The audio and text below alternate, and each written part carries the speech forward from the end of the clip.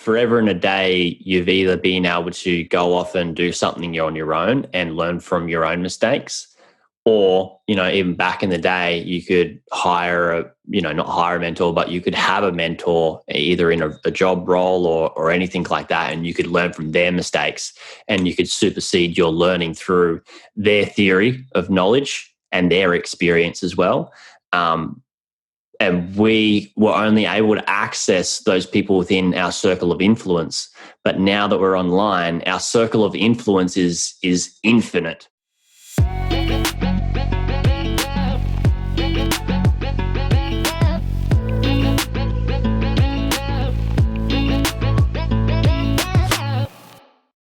Hello and welcome to the Working From Home podcast with your host, Nelson Jordan. Today, I'm so happy to be joined by Jaryd Krause, who has gone from a plumber to owning and buying multiple businesses to finally teaching other people how to buy businesses as well and follow in his own footsteps. This episode is going to be a must listen for anybody who feels like they're not doing exactly what they were put on this earth to accomplish right now. Anybody that has been told that they need to follow a specific route and then feels that they were lied to or misguided. Anybody who wants to know, a decent way to find and put their next foot forward in a digital first world. Jaryd, thank you so much for joining us. Thanks so much for having me, Nelson. I've been looking forward to this since we had our last chat, and this is going to be fun. Yeah, I think we've got so much to dive into. And, for those listening and watching, Jaryd and I have had to stop ourselves in the intro because we were just in our conversation before this, we were getting into so much that I was like, we really need to actually record this.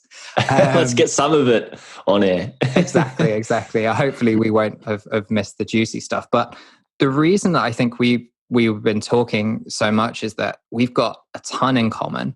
I think that the first of which we kind of struggled to find our paths, and it took us both a while to do that, and lots of adventures and misadventures.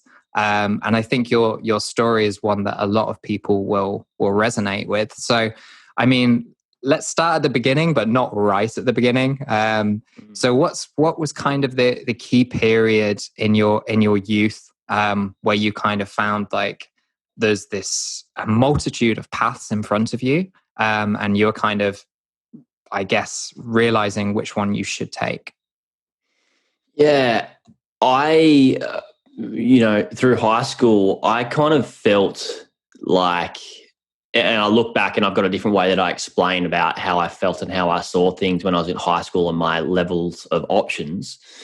I kind of felt that, I had only two options when I was in high school. I could either go get a job as a tradie or go to university and study and then get a job.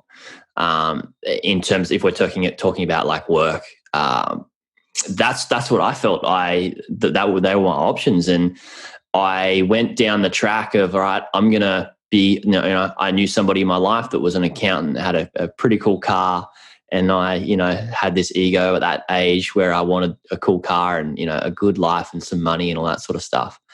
And I was like, that's me. I'm gonna be that person. I identified myself or part of me within that person. So I'm going to go away and do it. And he was an accountant, and I started studying harder math at school, and I didn't do so well. So I got put into we called a dumber math, and they called the English that I did Dinglish, for dumb English. And so I was like, okay, cool. Looks like I'm going to be a tradie now.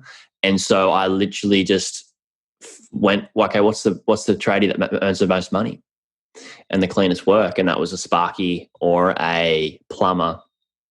And so I was like, okay, cool. I'll nail this down, to these two, and I'll do work experience with two different people.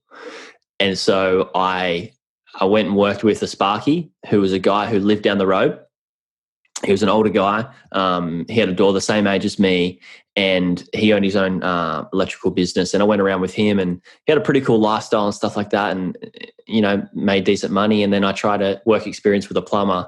Plumber was a bit younger, lot more cooler, just had a good attitude. And I was like, I want to be this guy more than I wanted to be the other guy, not even referencing to job or money or anything like that. And I just went down the route of becoming a plumber because of that. Sure. I think this is going to be kind of a running theme throughout the episode. So apologies for any of our listeners that find it super annoying. But I think I'm just going to have to be jumping in being like, yep, me too. Yep, me too. Yeah, me too. Like when I was kind of 16, I really didn't know, what I was doing, 15, 16. Had no idea. At one point, I was genuinely thinking of kind of upping sticks and just going to join in the army. I think that kind of discipline and way that they map your life out kind of appealed to me at the time. But it was more like I was running away from something. It was more like I didn't really know what I should do, what I was supposed to do. I had no idea. I didn't care about school. I'm a reasonably bright kind of. You're a bright person. Yeah. Nothing that's going to blow you away within my friend group. I'd definitely be the dumb one. But I had ridiculous friends. Like I had lots of friends that ended up, going to Cambridge and Oxford and stuff like this. So, it was probably to be expected. It's good to be the dumbest person in the room. I love it. And then what you were saying about Dinglish and stuff. I mean, we had to do GCSEs in other language, and I did French. And we were in a group of people that basically couldn't do French, just one table that was segregated from everybody else. And we called ourselves the Foundators because we were just like foundation level. There was no growth there whatsoever. I wanted to ask about, why this, firstly, the accountancy and like the level of income was so important to you at that age. Do you have kind of any insight there? Yeah, I knew that I didn't want to be working forever. I knew that I wanted to have, money, and I knew that I wanted to be able to have options. And I just thought that money was that. And even though I look at it now as it is, but money's options, not just like to buy fancy things and luxurious things. It's really, I look at it as a tool and as a resource and to locate, have asset allocations in different ways it is such a great resource. And when I was younger, I thought it was a great resource to have because it was going to make my life awesome. Now I know it can be used to make other people's lives awesome as well. For me, money buys freedom. Yes. So I work for myself. I'm a freelance SaaS copywriter. I have the freedom to take on clients that I want to take. And I don't have to work with people I don't want to. I don't have to work on particular days. I can kind of work in my own lifestyle and kind of I'm in charge of my own time. So for me, it was the freedom thing. I've never been somebody that wanted kind of material possessions in any way, shape or form. Not from a particularly moral standpoint, but literally like it just didn't appeal to me. Like in the same way that, like, sorry to all of like the UK listeners, like football doesn't really appeal to me.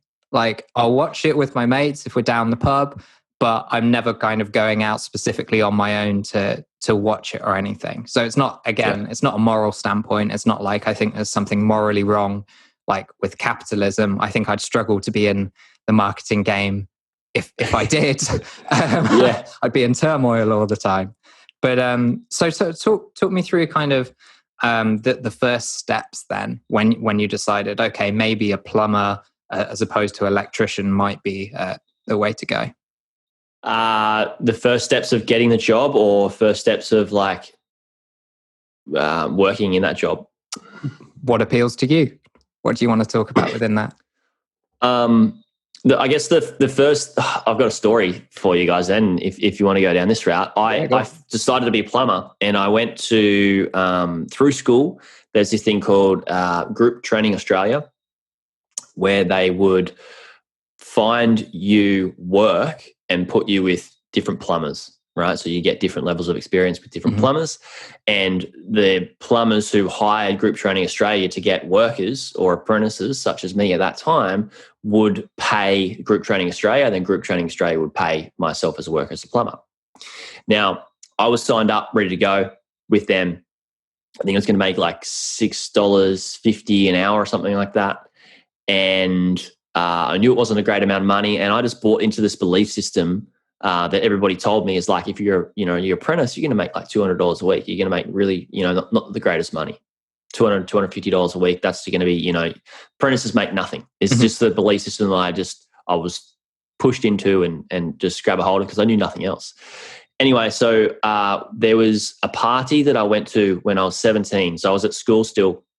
At 17, I had my driver's license, and I went to a party with one of my friends, and it was my friend's older brother's 30th birthday party.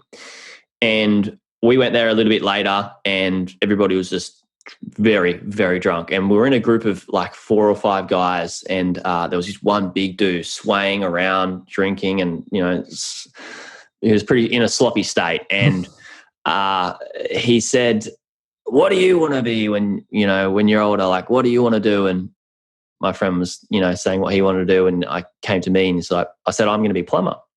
He said, "I'm a plumber." I said, "Oh yeah, cool." And he said, "Who are you going to work for?" And I said, "Oh, Group Training Australia." And he said, "Oh, nah, F that. You're going to have to come work with me." And I'm like this 17-year-old, very shy, guy. And he said, "Yeah, you come work with me. And, how much are they going to pay you at Group Training?" I was like $6.50 and like $250 a week. He said, "No, you come work with me. I'll give you $600 a week."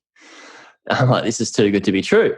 And so I went down that route, and he gave me his number. He didn't answer the phone on the first Monday, the Tuesday or Wednesday, because they had RDOs, which are rostered days off. And then got on the phone the next day, and they said, "Yep, come in for 2 days and do work experience." And I called him up after the 2 days and said, "Hey, can I have a job?" And the big boss said yes. So I went off, and that guy who was at the party, who was in a sloppy state, such an amazing guy. Like, I started, like, he took me under his wing. He lived down the road from me. And what I mean is like just around the corner. And I used to drive to his house. We used to drive to work together. And he was the site supervisor of this big plumbing firm. So he took me under his wing, and I started learning how to be a supervisor from a very young age, from 17. And by the time I was 18, I was sort of half running the job. And that was great that I learnt that. But it also took me, it took me down a path that wasn't ideal for me as well, because it just gave me more responsibility. He taught me how to take responsibility on and be a hard worker, but yeah, that was to my detriment as well. Mm-hmm. That's how it kind of started. Yeah, no, that's fascinating. So what did the next kind of couple of years look like? Did you kind of stick with plumbing for a little while, or did you find something else? Yeah, I did. I was with that firm for about 2 years or 2.5 years. And then that firm went bankrupt. And at that stage, I was owed about $13,000 through pay that's they hadn't paid to my superannuation and stuff like that, and redundancy package. And so I didn't really get, I think I got like $3,000 back, but I got a job at this other firm, plumbing firm. And when I went to that plumbing firm, they, after 3 months of being there, and I was a second year plumber, 3 months of being there, somebody got kicked off the job. The site supervisor got kicked off the job, and I must have been 19. And there was another kid there who was in his first year apprentice. He was 19 as well. And there was a trade assistant who was a labourer who was 40. One of the bosses came up from Melbourne, which is like a 2-hour flight from where I live, and said, "You're going to run this job. This is your baby." And it was like a renovation of this big complex. And that was the downfall. I thought it was great because I was like, "Yeah, I'm going to be the boss." And sure. But but that was ultimately the downfall. I stayed doing that work on and off for about 6 or 7 years. And just because I took responsibility, I just kept getting more and more and more work and more plumbers to work under me and stuff like that. And that caused me to overwork in terms of hours, and then sort of treat my body and my mind quite bad by partying and drinking and like trying to numb out, because I was just so tired on the weekends. Like I went down a track that there was one year I can remember 4 weekends of that whole year, because all the other weekends I was blackout drunk, just due to me. And this is my personality. When I do something, I go all out. So I went all out at work and I went all out in partying, and that led me to want to quit work, travel, come back, quit work and travel. If you want to get into that as well. I don't know how long I should talk for before you start asking questions. So no worries. I'll interrupt. I have to shake off that classic perception of British politeness at some point and jump in. But no, so did you ever kind of hit a breaking point within that you kind of this isn't sustainable for the long run. I'm not happy. I've got to do something else. You know what? The crazy thing is I didn't hit a breaking point. The revelation of what I was doing to myself came from taking myself out of that environment. So from me going, like I really wanted to travel, like Aussies love to travel. So I just decided I'm going to save up money, quit and travel. And I saved up money, quit, traveled, and I went around, the world. I went, lived in like 5 or 6 different countries and spent, over that 8-year time frame, I spent about 4 years overseas in total. And on one of the last trips, what I was looking back at, one of the last bigger trips, I was like, do I want to go back to that lifestyle? Do I want to go back to plumbing? And what I realized is there was a package, it was a 2-part package, it was plumbing and the partying. And what I realized is that I wasn't running away from my job. I was running away from my life. And there wasn't a breaking point. I would have kept doing it.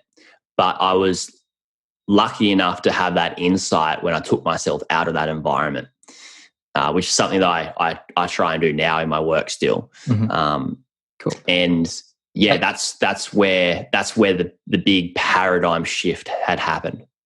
Interesting. So I guess there's 2 parts to that.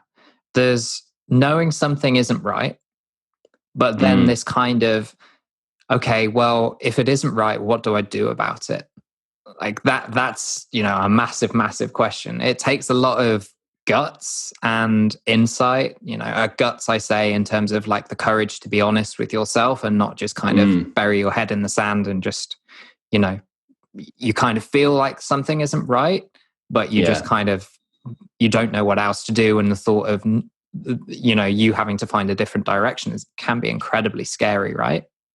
Oh yeah. Like, I mean, all you have to do is type in online, all your listeners have probably done this, is like, how to work from home online. It's just scary. Like, and as the internet grows, the number of options grow. So was that your first step? Yeah, it was. Yeah. Like literally my first thing was, all right, I can't, I don't want to go back to this. I don't want my life to be plumbing. I knew I was going to stop partying even if I kept plumbing, but I looked down the line of like, if I keep plumbing until I'm 50 or 60, I'm going to be that guy on the job site with white hair and pushing burrows of, mud, or, we call mud concrete, and around this job site with a cigarette hanging out of my mouth and, drinking Red Bulls and stuff just to stay, be able to have energy. Knees are gone, shoulders slumped. Skin like leather. Yeah. It's a toxic environment being on the job site, especially around so much testosterone and that. So I was like, I can't, I can go back to plumbing whilst I sort of earn a bit of income through whatever else I do, but I need to I need to work out, like, what am I going to do? And my thought process was like, what do I love? And at that time, I was living in Egypt. I'd been living in Egypt for about 3 months. I lived there for about 6 months. I got my dive masters and teaching people to dive and stuff. And I was like, I love traveling. How do I keep traveling? So I thought, I need to get online and make money online somehow. Like, I didn't want to go from place to place and get a job and have to go through the process of getting a job and then packing up and then getting another job and packing up. So I kind of went through this thing of process of elimination of things that I didn't want to do in my life, which we were talking about earlier. Didn't want the plumbing, didn't want to have to find a new job every time I went. I didn't want to have to, I was going to go home at one point and start up my own plumbing business. And I didn't want to do that. Didn't want to be tied to a location. So I knew I needed to work online somehow so I could travel. And that's where I went online, and I literally typed into Google in 2012, how to travel the world and make money online. And that's where things changed. So one of the things that I noticed from your answer there, Jaryd, is that like the process of elimination is really, really useful. Obviously, you knew what you didn't want to do. You didn't want to go back to plumbing. You didn't want to go back to partying. For me, it was something similar. You know, I went to university, okay, in part because I didn't know what else to do. And it just seemed like all of my friends, well, lots of my friends were doing it. I had like quite distinct friend groups. All of the people from my school, you know, most of them were going to university. All of the people that I played rugby with, almost none of them were going to university. They were tending to go into trades for the most part. But isn't it funny that in Australia it's the same thing? We've got two different, we've got the same options. I call it the funnel of society. I don't mean to, derail you from your answer, but you're saying that you're at university and you were going down the process of elimination yourself. Yeah, exactly. It was this kind of way. I didn't know what else to do. At the time, I was under the misapprehension that I wasn't academic. I wasn't capable of doing that. What I kind of look back now in the educational system that I was a part of, which is very strange because like I come from a family of teachers, and I still didn't feel like a part of the educational system. My mum was a deputy head teacher.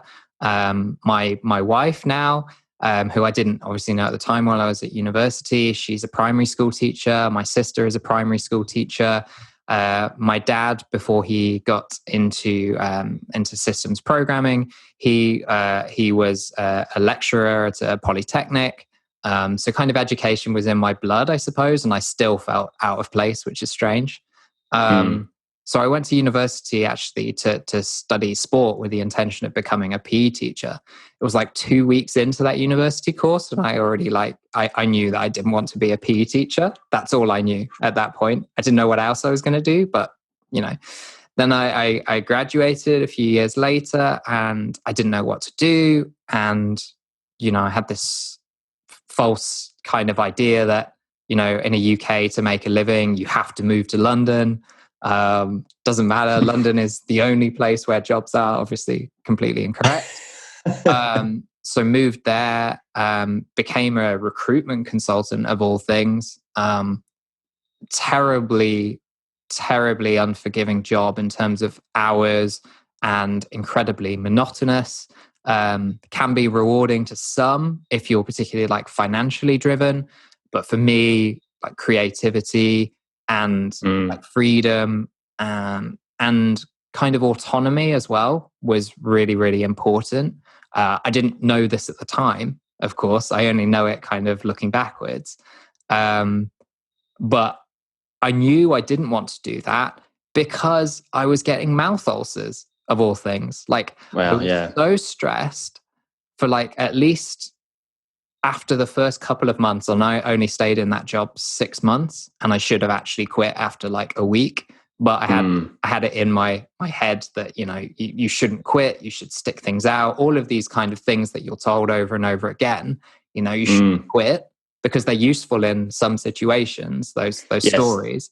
Others, they're really destructive. But, I had these I won't talk about it too much because it's disgusting, but for like 3 or 4 months continuously, I had several mouth ulcers from the stress, and I started putting on weight. I was drinking, but there's not too much to say. I was a young guy in London at the time, so it probably would have come even if I was happy.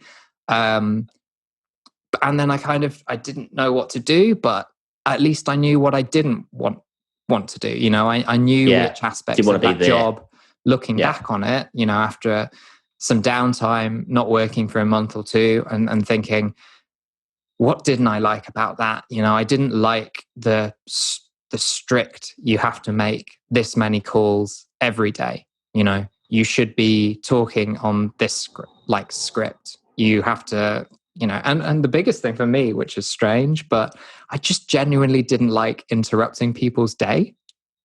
Like, you're ringing them up and you're bothering them at work. I was always very, very meek and didn't want to interrupt. I've got this. I used to do a lot of sales calls and coaching as well. And I have a great reframe around that, that, you're almost doing people if you've got a great product and a service, you're doing them a disservice by not helping them. Sure. And I think that's more of my mindset now, because I think that I do have something of value to give those people. Back then, you've got more confidence in your thing now. Yeah, I didn't have anything of value to give people. And that's the feedback that you got, right? So, that's the feedback that you got. Your body and everything is giving you the feedback. Like, I probably shouldn't be selling this thing. For sure. Yeah. And for me at that time, I was like, well, what else do I do? But just kind of summing up my point there, that, you get these signals that tell you at least, like, don't do this, don't do this, don't do this. So even if you don't necessarily understand what you should be doing, at least you narrow down some of your options. Yeah, I like that. What I like to do is get feedback. And this is not just a thing that I teach in business, but it's also life. That if you get feedback and data points and they're solid, like, I don't like this or I really like that, then you start to get all of these dots, right? And it could be like red dots are the ones that you don't want, and you don't want to link them up to anything. But then you got, some solid green dots or black dots, and all of these ones are the ones that you do like, right? But by dismissing the ones and making them red, over time, when you've got so much feedback and so much data, or these black dots or green dots, when you link them up, it paints the picture of what you should be doing and the direction you should be heading down. And that's why I'm big on people, like you said, signals, right? You can call them so many different things, like signs or, data points or feedback or, realizations or whatever it is, universal downloads for those people that, are in that space. But you get all these things, and it helps you paint that picture, and it helps make that muddy water clear. And that's just, and you'll never stop having that until you're not here anymore. And if you just listen to that and use that as a guide, it's going to help you. It just takes so much stress away from, I need to make sure I do the right decision, because you're never doing the wrong decision, because even if you're going down the path of what you were doing in work, it's actually ended up being a good thing, because you've worked out to color that dot in red and move on, and then find another dot to color in. And then all you're doing is just color in these different dots, everything that you do. It's not a waste of time. It's not in the way, it's on the way. Mm-hmm. That's a really good way of reframing it, I think. So once you'd had these signals and you kind of understood, okay, well, maybe the online space has something to offer, and you Googled this, what was your first kind of activity or your first kind of venture? Yeah, there's a lot of things you can do to make money online. It's quite overwhelming. It's the same as people that are listening to this, like, the world really is your oyster. What I found was I did a process of elimination again from the Google search, and I was like, all right, what do I like? And I actually got some signals or some signs from a person that I was living with at the time in Egypt. And it linked up. These 2 points of feedback linked up, which is why I went down this route. Before I did this search on Google and trying to find what sort of work I was doing, somebody said, hey, I bought a really fancy camera. I was doing a lot of travel blogging and stuff or not travel blogging, sorry. I was taking photos. This is before travel blogging. I'll get to that. I was taking a bunch of photos, and one of the guys was like, this is actually, you're doing okay. This is pretty good. You should start a blog. I'm like, nah, I don't want to be on the internet. I don't want my face on the internet. I don't want to put any of me on the internet. Very different story now. But that was like, okay, cool. I got a sign there from the universe. And then I saw this, people were making money from travel blogging. I'm like, I want to travel. I'm taking photos. Maybe if I learned to write, maybe I could do that. So I just went, all right, cool. I'm going all in. I'm going to become a travel blogger. And that's what I did. I became a travel blogger and started traveling, blogging about all the places that I've been. I'd already been to like 30 countries at this time. So I just went back and, wrote up a bunch of stories that I already had and started this travel blogging route. And that's where the online world really opened up, because then I could start to see what I liked about the online world, and do I want to do this business or that business, yes or no, and how do I want to market it, organic, SEO, paid, products, services, what do I want? And that opened up the door. That was the next step, is I went down travel blogging.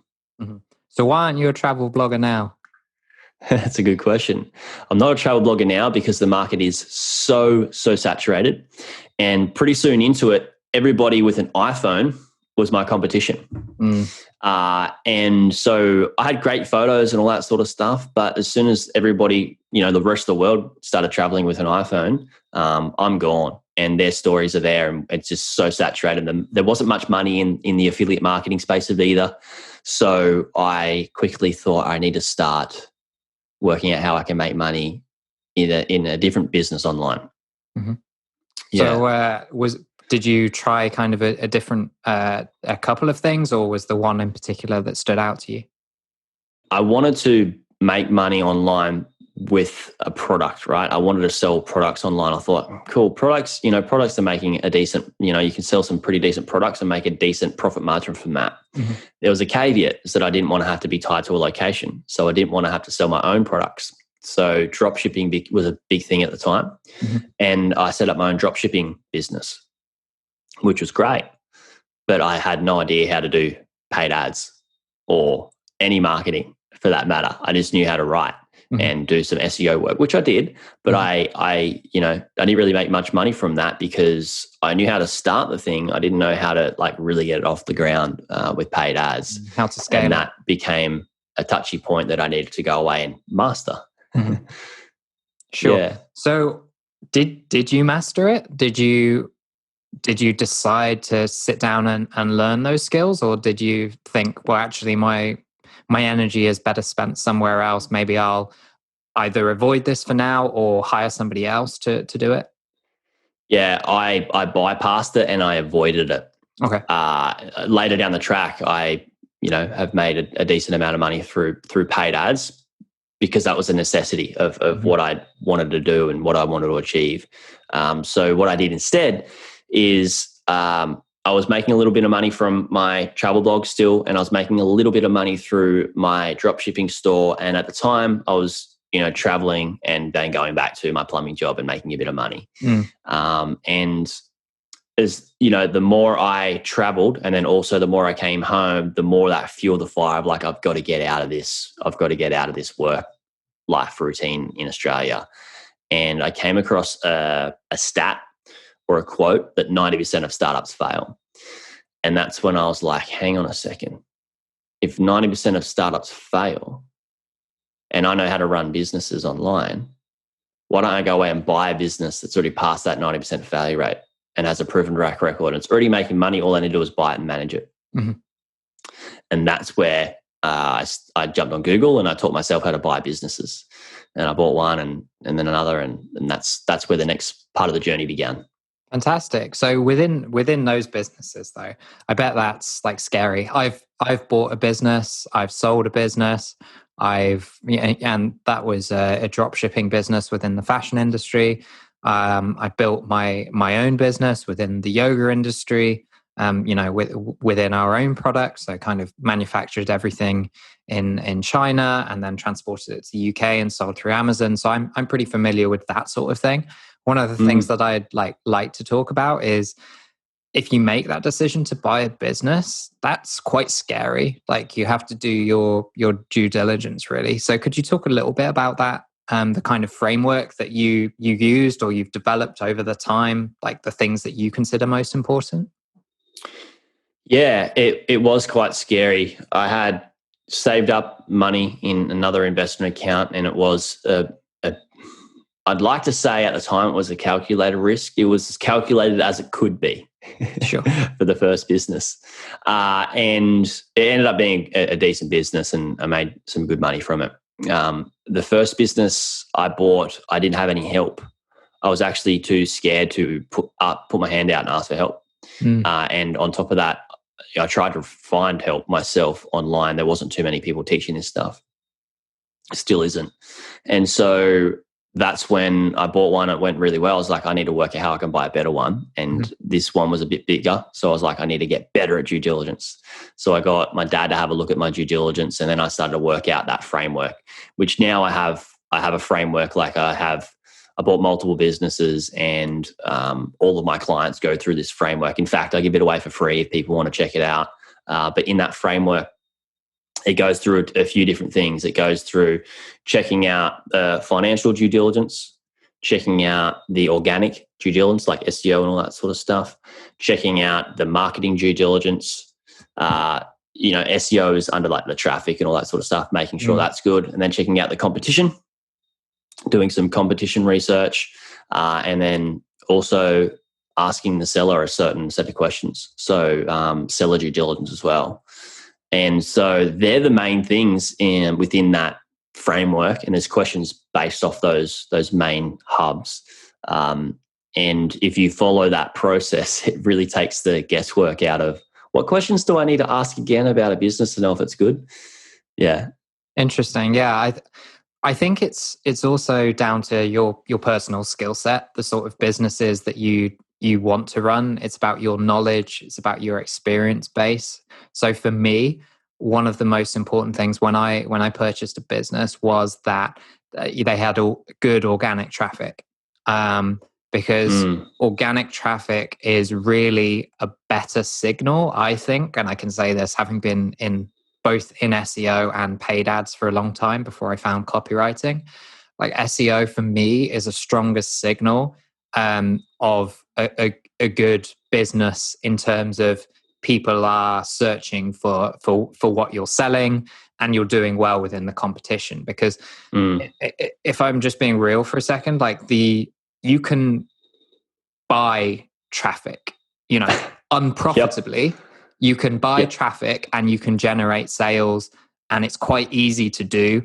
It's at break even. If you've got semi-decent products that are, average, you can break even, or maybe even make a slight profit by doing those. And I think there's a lot of businesses available, particularly in the e-commerce realm, that do that kind of skew their numbers very heavily with paid traffic. And so I kind of found like SEO was a better indicator, a stronger indicator. Not always true, but that's what I looked for. The fact that you could turn off paid traffic and still have people finding your services and buying your purchases, I found that kind of reassuring. Even if Facebook hikes their cost per clicks or something, that it just costs you more to get a customer, you're still at least getting one channel of customers routinely. I totally agree. You've got, if you look at it, it doesn't, it can just be SEO traffic, but that can be within SEO within YouTube, SEO within a podcast algorithm, SEO within anything. The way I look at it, and you're just spot on, is that when you're building a business, you can do two routes or a combination of both. You've got e-commerce businesses that will just buy traffic and sell a bunch of products. And that's what that's what they really want to do as a startup. Then you got other businesses that are like, I want to be in business forever. And I want to build a good relationship with those people that are, having these struggles, so I can ensure I can, gain their trust and help them along the way, even if they don't end up purchasing my products or services. And so with SEO, you're building a brand. You're able to build a brand, and you can do some real content marketing through that. Whereas with e-commerce, you can have a great e-commerce business and not have any brand behind it or big trust levels, and you can just fuel ads into and just push people in like cattle and take their dollars and sell average and to mediocre products. And there's a big difference between two businesses. That one that you're just feeding paid traffic into is a more risky business. And you're right, like you went away and bought a more stable business that has organic traffic, that has a brand and a relationship with real people where you could have their trust. And that's why I like to look at it, is like you can have a brand and a relationship, or you can just have a business that just makes a bunch of money that hasn't got a reputation. Sure. So there's a couple of points there. Like, it's interesting to see the similarities and difference between the software world. So those two different types of businesses exist as well in software, in e-commerce, but it's not necessarily about the fact that the first people, people that need sales now, they're not any less likely to want to build a lasting business, but they are more likely to want to generate a good level of users and growth, because it impacts. Get some runs on the board. Yeah, exactly. So from a software perspective, they need people to use their product, so they have those data points, so they can make a better product. They also need those people there from a growth perspective, because it impacts, their valuations. It impacts, and I'm talking about kind of VC funded here, like venture capital funded here. It impacts the valuations, the amount of money they're going to be able to raise. It impacts a lot of things. So it's not so much, the differences exist there, but it's not because they just want to be like one and done, which is true of some e-commerce. Like, I feel like on average, the drop shipping model is more guilty of that, wanting to be kind of one and done, attract a customer for a paid ad, make a little bit of profit, and then you don't mind if you never hear from that customer again.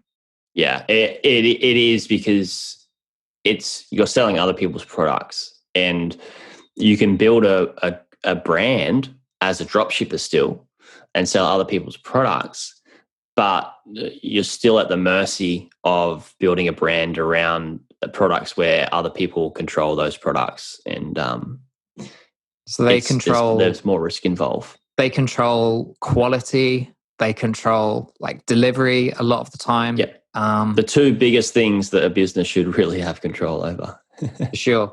It's really difficult. You could end up, as we did, and being kind of like, you start with one supplier and you build what you think is a really good relationship with them, and then you end up, a few months later, something happens, and then you're no longer can rely on the person to deliver the thing that they said, and you basically don't have a business at that point. You have a list of people that have bought from you in the past, which you think is great, but you have no way of actually producing those products anymore.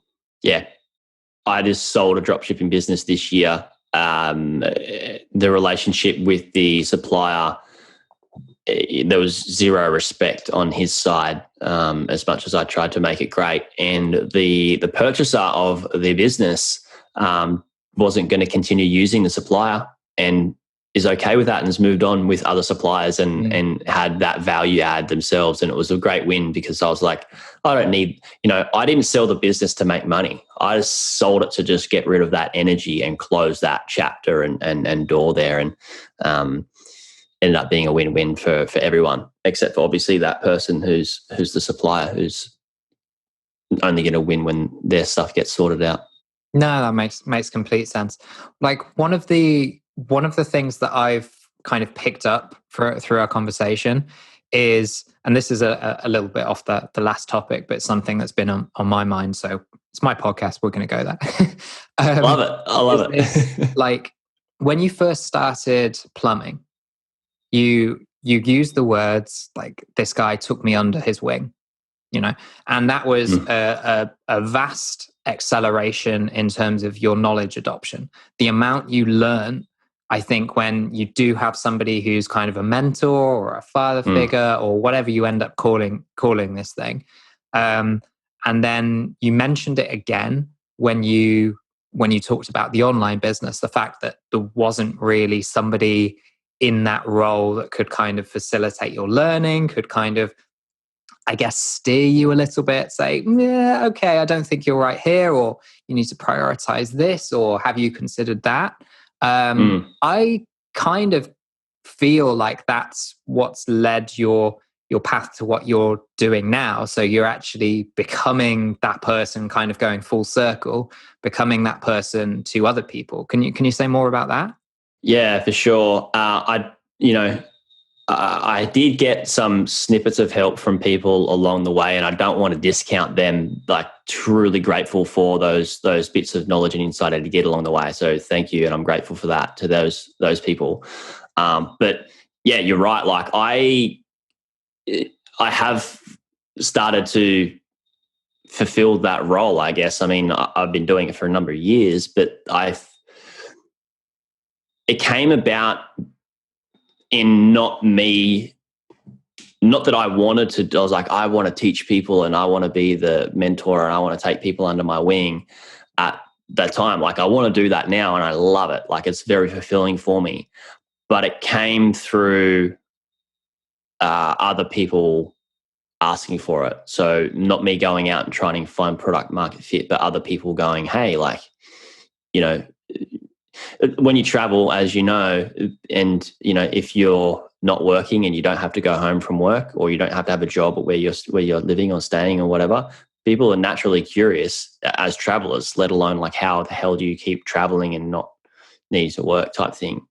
And then, a lot of people that travel don't want to work as well, and they want to make money online. And that's where that sort of came from. And, I ended up being at I got invited to a business retreat, and there's people talking there, and they're like sitting on the bus, and we're all gathering around. We're all talking about buying online businesses. And this is just like after I bought my third business, and everyone was like, can you just we don't want to start a business anymore. Can you just teach us to buy one? And that's how it evolved into that. And then I really got a lot of pleasure in ensuring people didn't get ripped off as well. Buying a business, there's a lot of risk in buying a business, and I just want to make sure nobody gets taken advantage of, and people can buy great businesses. Mm-hmm. Yeah, so that's how it evolved in that aspect. But you're right. Like, I definitely take people under their wing, under my wing, and not to put me on a pedestal or anything. It's just that I've gotten a bit of experience through that, and I like to do that, and it's a win for us both. I mean, one of the great things about the internet, and there are a lot of negatives. One of the great things, though, is that it's so much easier to connect with those people. Before, we'd be limited to, depends on how far you want to go back, like the people that you knew in your kind of direct face-to-face network through friends and family. And if you didn't have those contacts, like I didn't have anybody growing up who was involved in business in that way, in terms of like, as I said, like I gave kind of my dad was a lecturer, and then he became kind of a computer programmer. My mum was a teacher. Like, I didn't really think about business at all. I wasn't the like entrepreneurial kid who had his lemonade stand or sold people sweets at school or whatever. Like, that wasn't me.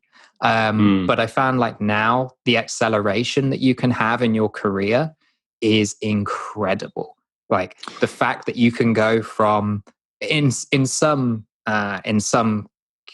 categories, for sure. I'm not going to say you can do it for everything, and like you can't accelerate your your track from not knowing anything to becoming a doctor or a lawyer or anything like that. But in terms of understanding the world of business, particularly online business, so many kind of resources out there now comparatively. You have these communities of people that, some of them free, some of them paid, where you can just rapidly grow your knowledge because you can literally just ask the question. Anything you're struggling with, you just ask the question and somebody will help you or point you in the right direction at the very least.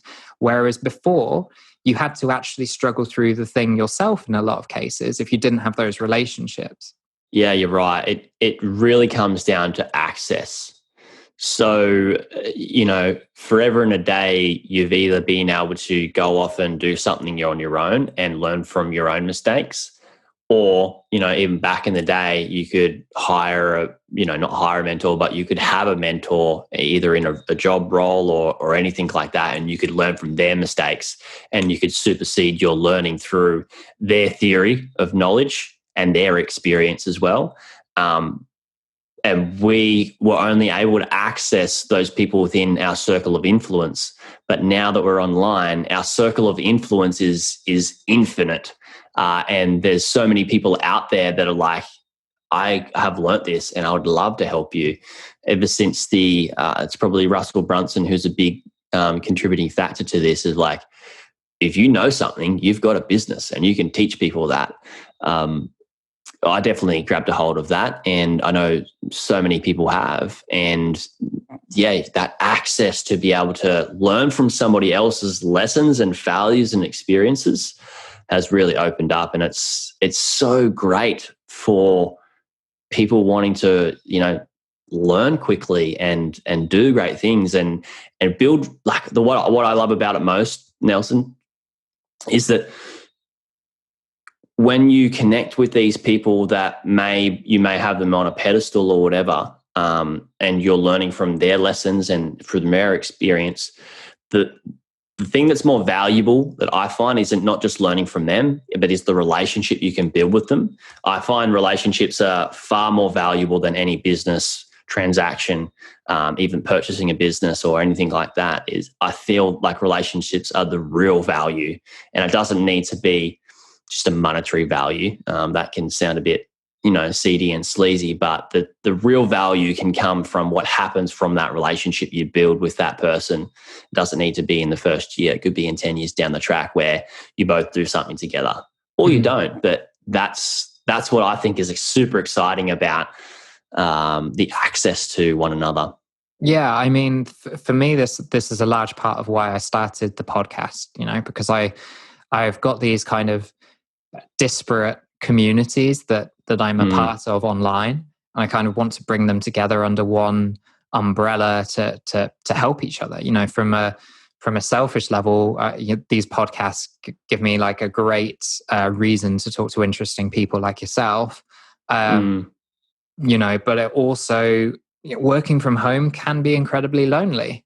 You can think about things in other ways than financial.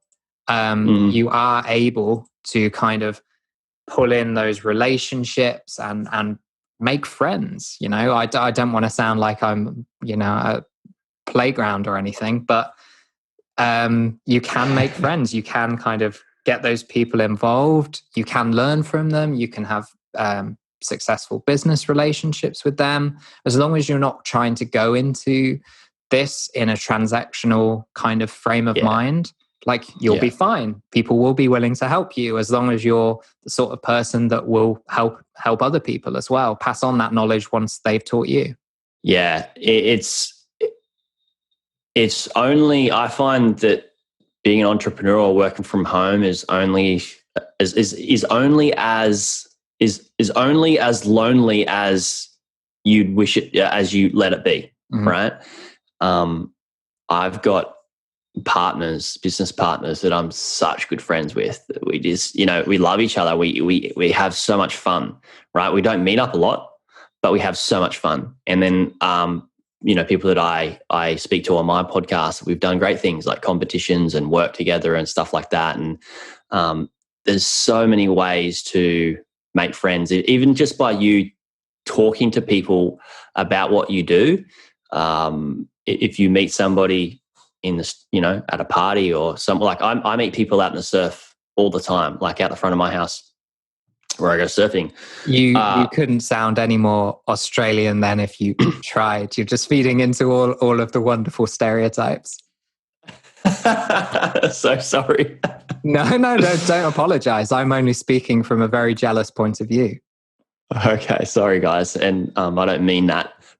But the people that I have met from being in the water, like I've actually went and had breakfast and met up with them, like somebody who creates apps and stuff like that. Just by you sharing about what you do, you can make friends. And what you do with your podcast is you share what you do and you can make friends through it. Like it can be really, really fun and far from lonely if you don't wish it to be. I think it's just fantastic. Like, I think it's more visible in certain communities than others. Like within copywriting, I've been surprised how, compared to something like digital advertising, which don't get me wrong, there are great people that are prepared to share their knowledge and actually put in a lot of time within there as well. But on kind of a per capita basis, per person, I think copywriting, there just seems to be more people that are willing to go out of the way and share their knowledge and interact with people. Maybe this is just a bias with me in terms of the people that I've interacted with. But on the large, that's what I'm finding so far. And like to give a shout out to those people, it's people like Jacob McMillan, it's Tyler Koenig, it's Diana Mayfield, it's Elise Dobson, it's Michael Keenan, like John Bonini. All of these guys out there are prepared to, Eddie Schleiner as well, that's the last one.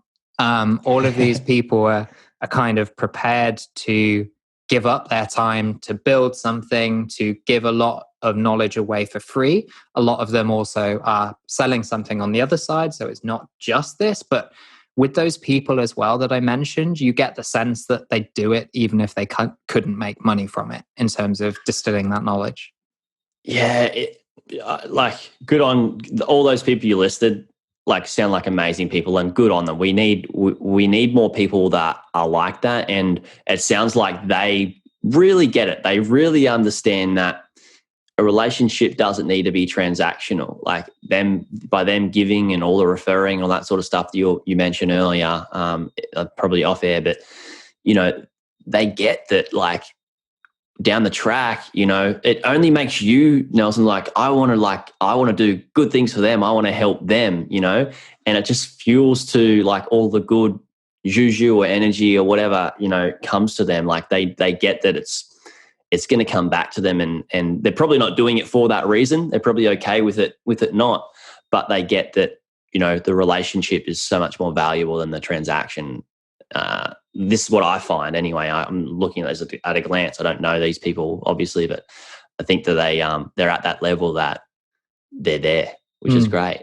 Definitely. I like we're running a little bit short on time, so I just want to talk about one last thing that I think is most important, and I think it's like the similarity between you and I think is mindset. So there's this mindset there that's quite visible when you talk, in terms of the stories that just because you didn't know something didn't mean that you weren't going to stay in that state. You found like you were able to question the status quo. Like you thought you had these two options in front of you. And in the end, although it was 10, 15 years later, you ended up not taking either of them. You kind of forged your own path. You looked outside of what was in front of you. So that kind of mindset of it has a lot of different words and framing, but kind of growth mindset over, I don't know what the other term is, solid state or unchanging or whatever it is. Is that something that you feel people can cultivate, that they can grow themselves? Can you switch from one type of person to another? Short answer is yes, certainly. If you look the at end. the end, let's not give this any context at all. No, not that I love Tony Robbins. He's a great, he's done awesome things. I'm not the biggest follower of him, but I know there's one great thing that he does say, and forget who he said it to, but he says, this Tony Robbins guy, I built this mofo, right? Like I built this person. And I paraphrase, and sorry, Tony, I probably butchered that, but just the lessons within what you've said is amazing. I am truly, I truly believe and of the understanding that yes, you can learn to have a different mindset and have a different level of thinking and cultivate curiosity and questioning and never just buy into belief systems. I have, as you said, like we talked about it before, I bought in the belief systems like, yeah, I'll just $250 a week. That's fine. Cool. That's just what I deserve. $200 a week. That's very different now because I put up different levels of filters and lenses and different parameters of thinking and mental models around that. And one of those is just questioning everything. Like, I actually really enjoy, sometimes, not that I want to say it's pessimistic, but sometimes I like to just prove things wrong, like old myths and wives' tales and things. If somebody's energy doesn't feel good to me or things that they've said, is I like to prove them wrong, not to prove them wrong for the sake of proving them wrong, to say, haha, I'm right, but to prove them wrong in my own mind and my own thinking to say, is that right for me? Does that sit with me? Yes or no? And, even to the point that I might hear a billionaire say something and it might be around working hard and lots of hours and things like that. And I can question myself, is that right? And is that true to me? And do I believe that is right for everybody? And I think there's a lot. I think you're very similar, right? Like you. Yeah. I mean, that contrarian view is something that I've tried to cultivate. It's something that goes from at the beginning. I've got to be honest, it didn't come from an intellectual level. It came from a gut level. It came from a feeling of like, yeah, but is it though? And like, I've always had an element of that in me, and I found it growing as I've gotten older. I always had something inside, like a teacher would say something and I would be like, well, this is probably why I didn't get on at school, when we were... It's changed a lot these days, but a lot of those days was kind of more like rote learning. We're telling you this, you accept it, you learn how to put it into place. But sometimes I found that I couldn't move past that because I would think like, yeah, that doesn't seem right. And I remember thinking the same at university when I was taught certain social theory, I think it was, around how people use their bodies based on a class system. And it was something like, I won't necessarily get into it massively here, but it was something about, how the upper class used their bodies in terms of leisure pursuits and things like that versus like that. And there was just something about it that just didn't gel to me. I kind of ended up telling the lecturer in hopefully politer terms, but maybe not, given that I was younger and more arrogant, but that they were wrong, and they could see that they were wrong if they just went out into the world and looked at people. If they took their evidence not from this long-standing theory, which may or may not have been true when it was written, but certainly seemed to me, at least at the time, that it wasn't true if you just went out and looked at what was actually going on now. And I think that kind of ability to be okay not accepting what you're told, not necessarily saying it, You know, there's a lot of things that people say now that I don't come out and contradict, but I don't internalize them either. I don't say, yeah, that's right, I believe that. I say, okay, that doesn't feel right to me because of this, this, and this. I'm more intellectual about it now. I'm more considered about it now, for sure. I have heard people and do this is like somebody will say something and they'll just be like, I don't believe that.